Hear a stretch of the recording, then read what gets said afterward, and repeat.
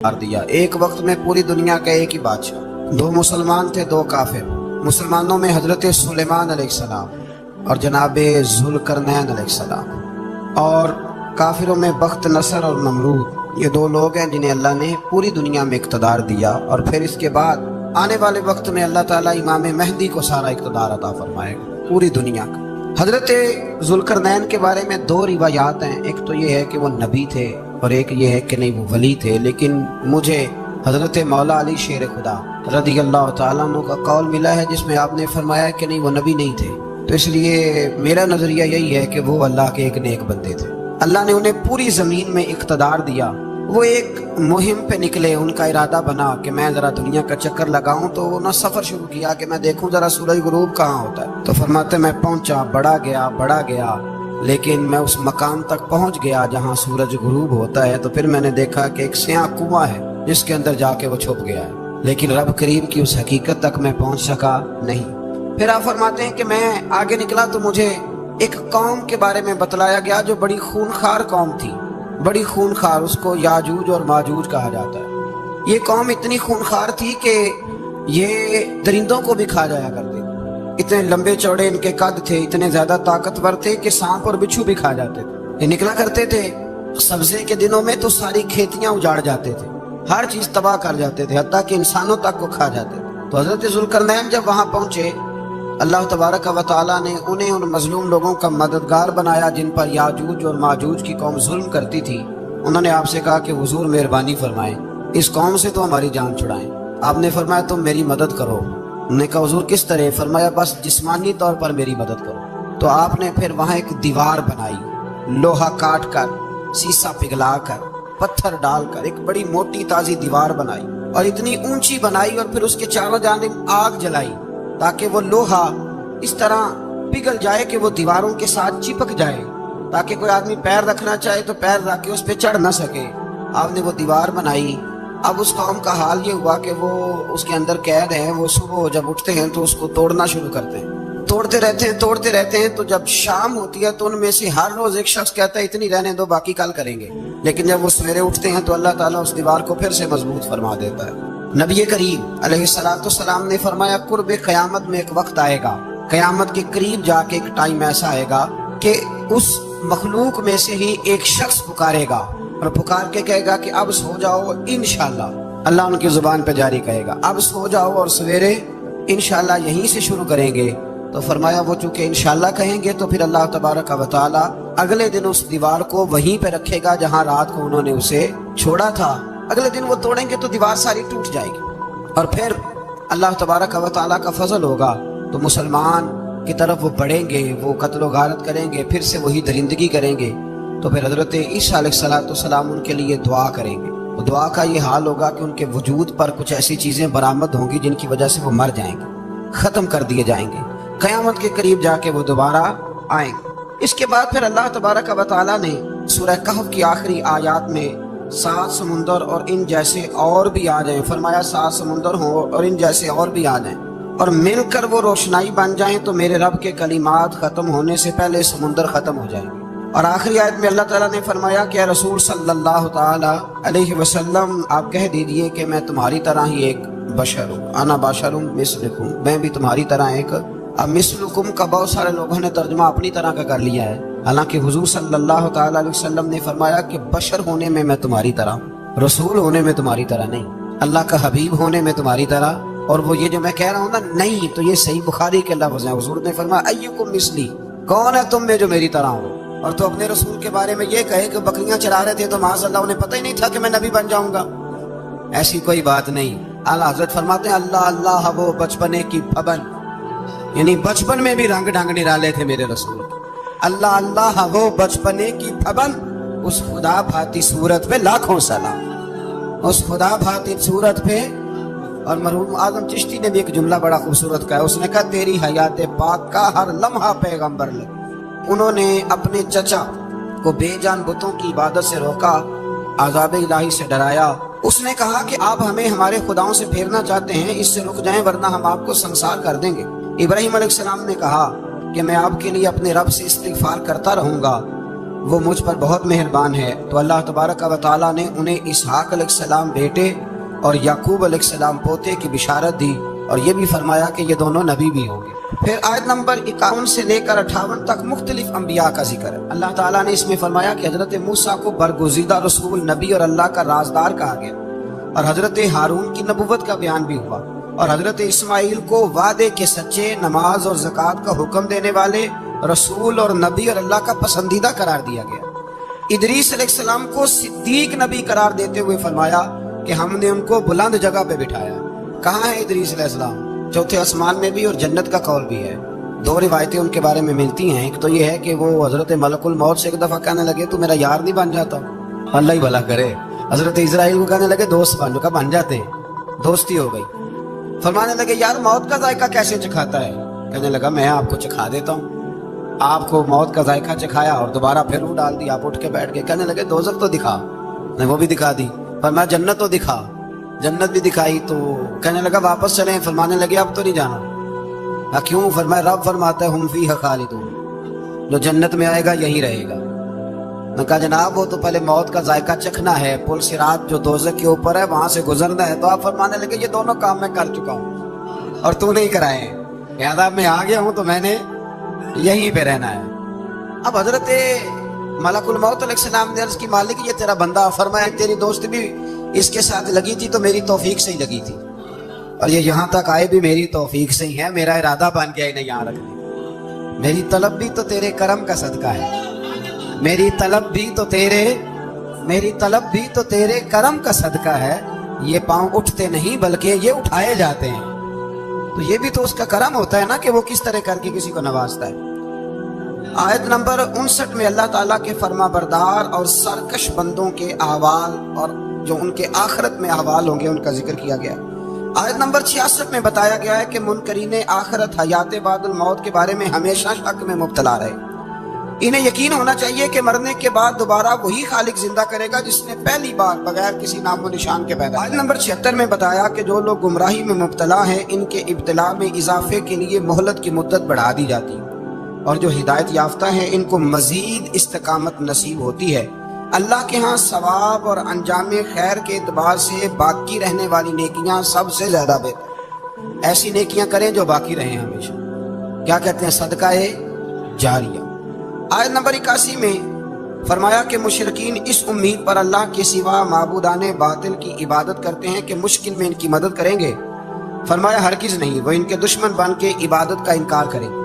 آیت نمبر 88 میں بتایا کہ کفار نے اللہ کی طرف اولاد کی نسبت کر کے نہایت سخت بات کی۔ یہ تو اتنا سنگین جرم ہے کہ اس سے آسمان پھٹ پڑے، زمین شک ہو جائے اور پہاڑ ریزہ ریزہ ہو جائیں۔ مزید فرمایا کہ آسمان اور زمین میں جو کوئی بھی ہے سب اللہ کے حضور بندے بن کے حاضر ہوں گے۔ آیت نمبر 97 میں فرمایا جو لوگ ایمان لائے اور نیک کام کیے عنقریب رحمان لوگوں کے دلوں میں ان کی محبت پیدا فرما دے۔ یہ جو شرک والا معاملہ ہے نا، یہ بڑا سادہ سا ہے۔ کچھ لوگ آج نئے فلسفی اٹھے ہیں تو وہ کچھ عجیب و غریب سی باتیں دہریوں جیسی کرنے لگے ہیں، اور بعض مضامین ہم دیکھتے ہیں تازے جو چھپتے ہیں ان کے اندر بھی وہ اشارتاً کنایاتاً مذہب کی بنیاد پر تقسیم نہیں ہونی چاہیے، انسان بحیثیت انسان قابل تکریم ہے۔ تو ایک بات سمجھ لیں کہ جو مکان کی رجسٹری آپ کے نام ہے اگر کوئی اور دعویٰ کرے اس کا تو آپ کو برداشت ہے؟ یہ ہو نہیں نہ سکتا میاں۔ ملک میں وزیر کئی ہو سکتے ہیں پر وزیر اعظم ایک ہوتا ہے، اس کو سمجھ لیں۔ تو جب اللہ کی توحید میں کوئی کسی کو شریک ٹھہراتا ہے تو وہ بہت بڑا جرم کرتا ہے، یوں سمجھ لیں کہ جیسے آپ کی 5 مرلے کی زمین پہ کوئی آ کے قبضہ کرے، اسے مار دینے کو دل کرتا ہے۔ اس لیے یہ ساری زمین رب کریم کی ہے، آسمان و زمین کا خالق اور مالک۔ تو شرک ناپسندیدہ بات، ناپسندیدہ۔ سورہ طٰہٰ شروع ہوتی ہے۔ اس سورہ طٰہٰ میں نبی پاک صلی اللہ تعالیٰ علیہ وسلم کو رب کریم نے فرمایا کہ محبوب قرآن اس لیے نازل نہیں کیا تھا کہ آپ مشقت میں پڑ جائیں۔ نبی کریم لمبی نمازیں پڑھتے تھے، لمبی۔ تو قرآن مجید نے کہا طٰہٰ ما انزلنا علیک القرآن لتشقیٰ، محبوب قرآن اس لیے نازل نہیں کیا کہ آپ مشقت میں پڑ جائیں۔ حضور لوگوں کو بڑی جد و جہد کے ساتھ دین کی طرف بلاتے تھے، تو کہا محبوب قرآن اس لیے نازل نہیں کیا تھا کہ آپ مشقت میں پڑ جائیں۔ آپ تو مشقت کرنے لگ گئے۔ وہ یا رب اپنے محبوب کو کہہ رہا ہے، جیسے سورہ مزمل میں بات ہوئی نا کہ محبوب تھوڑا آرام بھی فرما لیا کر، محبوب تھوڑا آرام بھی فرمائے۔ پھر فرمایا کہ یہ قرآن نصیحت کے لیے نازل ہوا ہے اور اللہ ظاہر و باطن سب کو جانتا ہے اور وہ وحدہ لا شریک ہے اور سارے اچھے نام اسی کے۔ آیت نمبر 10 میں فرمایا کہ مدین سے واپسی کے سفر کے دوران موسیٰ علیہ السلام اس واقعے کا بیان کیا کہ وہ اپنی جگہ پر رکے ہوئے تھے تو وہیں انہیں غیب سے ندا آئی کہ موسیٰ میں آپ کا رب ہوں، آپ وادی مقدس میں ہیں تو ادباً اپنے جوتے اتار دیجئے، میں نے آپ کو چن لیا ہے، میرے پیغام وحی کو توجہ سے سنیے، میں اللہ وحدہ لا شریک ہوں، میری بندگی کیجیے، میری یاد کے لیے نماز قائم کیجیے، قیامت آنے والی ہے اسی کی طرف آپ توجہ فرمائیے۔ اسی موقع پر آپ کو جو معجزات عطا کیے گئے ان کا بھی ذکر ہے، اور وہ ہم پیچھے بہت ساری جگہوں پہ اس کا ذکر کر آئے کہ اللہ تعالیٰ نے ان کو ایک ایسا عصا عطا فرمایا تھا کہ وہ ایک دم میں ہی بہت بڑا اژدہا بن جایا کرتا تھا، اور پھر حضرت سیدنا موسیٰ علیہ السلام اپنا ہاتھ گریبان میں ڈال کے نکالتے تھے تو آفتاب کی طرح روشن ہو جاتا تھا۔ اقبال کہتے ہیں یدے بیضا لیے بیٹھے ہیں اپنی آستین، یدے بیضا لیے، چمکتے ہوئے ہاتھ ہیں ان کے، تو یہ اپنی آستینوں میں چھپا کے بیٹھے ہیں۔ پر اقبال نے یہ ولیوں کے لیے کہا ہے، نہ پوچھ ان خرقہ پوشوں کی، ارادت ہو تو دیکھ ان کو، ارادت ہو تو محبت کے ساتھ دیکھ، تنقید کے ساتھ تو پتہ ہے پھر بندے کو کوئی شے نہیں ملتی، آنکھیں گنگ ہو جاتی، ارادت ہو تو دیکھ ان کو، یدے بیضا لیے بیٹھے ہیں اپنی آستینوں میں۔ پھر اللہ تعالیٰ نے نا حضرت موسیٰ علیہ السلام کو حکم دیا تھا کہ فرعون کو دعوت دیں، تو حضرت موسیٰ نے دعا مانگی جو آیت نمبر 25 اور 28 میں موجود ہے، رب اشرح لی صدری ویسر لی امری واحلل عقدۃ من لسانی یفقہوا قولی، اے میرے رب میرے لیے میرا سینہ کھول دے، میرے لیے میرا کام آسان کر دے، میری زبان کی گرہ کھول دے تاکہ وہ لوگ میری بات کو سمجھ سکیں۔ یہ آپ نے دعا فرمائی، اور آگے جا کے مزید آپ نے التجا کی کہ میرے خاندان میں سے میرے بھائی ہارون کو اس مشن میں میرا وزیر بنا دے تاکہ مجھے تقویت ملے اور اسے میرا شریک کار بنا دیجیے۔ اللہ تعالیٰ نے ان کی اس دعا کو قبول فرما لیا۔ آیت نمبر 38 سے حضرت موسیٰ علیہ السلام کی پیدائش کا ذکر ہوتا ہے اور یہ تقریباً آیت نمبر 76 تک چلتا ہے۔ واقعہ آپ نے پہلے بھی سنا ہوا ہے، اپنے لفظوں میں بھی عرض کیے دیتا ہوں۔ فرعون کو اس نے وہ خواب دیکھ لیا تھا کہ ایک ستارہ اٹھے گا اور پھر وہ گرے گا تو میری ساری سلطنت کو تباہ کر دے گا۔ نجومیوں سے اس نے پوچھ لیا، اس نے کہا کہ ایک بچہ پیدا ہوگا جو تیری سلطنت کو تباہ کرے گا۔ چاہیے تو یہ تھا کہ وہ توبہ کرتا، لیکن اس نے کیا کیا کہ اس نے بچوں کو قتل کرانا شروع کیا۔ یذبحون ابناءکم، ذبح کرا دیتا تھا تمہارے بیٹوں، اور بچیوں کو وہ زندہ رکھتا تھا۔ اللہ تبارک و تعالیٰ کی قدرت دیکھیے، رب بڑا ہی قریب ہے۔ آپ یقین کریں مولا کے دینے کے انوکھے ہی انداز ہیں، یعنی حضرت موسیٰ کوہ طور کے پاس آگ لینے جائیں تو اللہ تبارک و تعالیٰ پہلی وہی فرما کے نبی بنا لے، بھائی حضرت یوسف کو کنویں میں ڈالے تو رب وہاں سے نکال کے مصر کا حکمران بنا دے۔ وہ بڑا ہی بے نیاز ہے، مولا کے دینے کے انداز بڑے ہی انوکھے، وہ بڑے انوکھے انداز میں نوازتا ہے۔ تو حضرت موسیٰ جب پیدا ہوئے تو ان کی والدہ نے پتہ کیا کیا، ان کو ایک صندوق میں بند کر کے دریا میں بہا دیا۔ اب دریا میں بہتے جا رہے ہیں تو ماں کی تو پریشان بھی ہو گئی، ان کی ہمشیرہ کو کہنے لگی ذرا دھیان رکھنا کدھر جاتے ہیں۔ حضرت موسیٰ علیہ السلام دریا میں بہتے بہتے نا فرعون نے نا دریا کے کنارے مکان بنایا ہوا تھا۔ آپ کو پتہ ہے بادشاہوں کا ذوق ہوتا ہے، آج کل ہمارے جو حکمران ہیں انہوں نے اس کا نام فارم ہاؤس رکھا ہوا، میرا فارم ہاؤس، اور پرانے زمانے میں لوگ ڈیرا کہتے تھے، تو اس نے بھی اس طرح کا فارم ہاؤس بنایا ہوا تھا۔ وہاں پہ حضرت موسیٰ علیہ السلام تیرتے ہوئے تابوت کے اندر صندوق کے اندر جا رہے ہیں۔ فرعون اور ان کی بیوی حضرت آسیہ بے اولاد تھی، بڑی تڑپ تھی بیٹے کی، وہ بھی وہاں کھڑی تھی۔ صندوق تیرتا ہوا آیا تو فرعون نے کہا کہ جاؤ پکڑ کے لاؤ دیکھو کیا ہے۔ جب وہ لے کے آئے نا تو آپ کی ہمشیرہ جو نگرانی کر رہی تھی پریشان ہو گئی کہ یہ تو اس کے ہاتھ لگ گئے، یہ تو اب مار ڈالے گا۔ لیکن جب خوبصورت اور چمکتا ہوا بچہ دیکھا تو بی بی آسیہ کہنے لگی یہ بنی اسرائیل کا ہے ہی نہیں، یہ تو پتہ نہیں کہاں سے بہتا ہوا یہاں آ گیا ہے، تم ایسے ہی چھوڑ، یہ پتہ نہیں کہاں سے رکھ نہ لیں۔ تو حضرت موسیٰ علیہ السلام وہ کہنے لگا نہیں انہی کے ہیں، موسیٰ علیہ السلام اسی کے ہیں۔ تو آسیہ کہنے لگی تیرے تو سر پہ نا بس بھوت ہی سوار ہو گئے، ہر وقت وہی لوگ تجھے یاد رہتے ہیں، پتہ نہیں کہاں سے بہ کے آیا۔ اب رکھ لیا، مان گیا فرعون۔ آپ فرعون کے گھر میں جو اس لیے بچے مروا رہا تھا کہ میری سلطنت حضرت موسیٰ پیدا نہ ہو جائے، تو اسی کے گھر میں پرورش پانے لگے، اسی کے گھر میں۔ اب عورتیں منگائیں گئی دودھ پلانے کے لیے، تو حضرت موسیٰ علیہ السلام کسی بیوی کا دودھ نہیں پیتے، تو آپ کی ہمشیرہ نہ وہیں دائیں بائیں گھومتی رہتی۔ تو کہنے لگی جناب آسیہ سے کہ میں ایک بیوی کو جانتی ہوں، بڑی صاف ستھری ہے، مجھے امید ہے یہ بچہ اس کا دودھ پیے گا. تو فرعون کہنے لگا دوڑ کے لا. تو وہ اپنی والدہ کو لے کے آئیں تو حضرت موسیٰ نے فوراً دودھ پینا شروع کر دیا. فرعون کو پھر تھوڑا شک ہوا. ایک روایت یوں بھی لکھی ہے بعض لوگوں نے کہ فرعون ایک دن اٹھایا ہوا تھا حضرت موسیٰ کی ابھی تھوڑی سی عمر تھی تو آپ نے اس کی داڑھی پکڑ کے تو ایک گھونسا دے مارا. جلالی تو شروع سے ہے نا. تو کہنے لگا آسیہ تو مان نہ مان یہ بچہ وہی ہے. تو حضرت بی بی آسیہ کہنے لگی کہ تجھے غلط فہمی ہے یہ وہ نہیں ہے. اس نے کہا دیکھو نا یہ تو اٹھاتی ہے تو پیار کرتا ہے اور میرے جب قریب آتا ہے تو اس کے لب و لہجے میں تلخی محسوس کرتا ہوں. اس نے کہا بچوں کو کیا پتا. خیر ایک طرف اس نے کھانے پینے کی چیزیں رکھ دی ایک طرف انگارے رکھ دیے. وہ بھی حضرت آسیہ کہتی ہیں کہ تجھے سمجھ آئے بچے بچے ہوتے. حضرت موسیٰ بچے تو تھے پر تھے تو اللہ کے نبی نا, اللہ کے نبی تھے. جب اس نے کہا نا یہ بچے ہیں تو حضرت موسیٰ علیہ السلام بجائے انگاروں کی طرف جانے کے نبی تھے وہ سیدھے کھانے پینے والی چیزوں کی طرف بڑھنے لگے. پھر ان کہنے لگا آپ بتا. اللہ تعالیٰ نے حضرت جبریل کو بھیجا. انہوں نے کہا ادھر نہیں جانا آپ ادھر جائیے. تو آپ آگ کی طرف گئے اور ایک کوئلہ اٹھا کے زبان پہ رکھ لیا. تو آسیہ کہنے لگی سمجھ آئی بچے کو کیا پتا کدھر جانا ہے کدھر نہیں جانا. اگر وہ اتنا ہی خیال ہوتا وہی بچہ ہوتا تو آگ.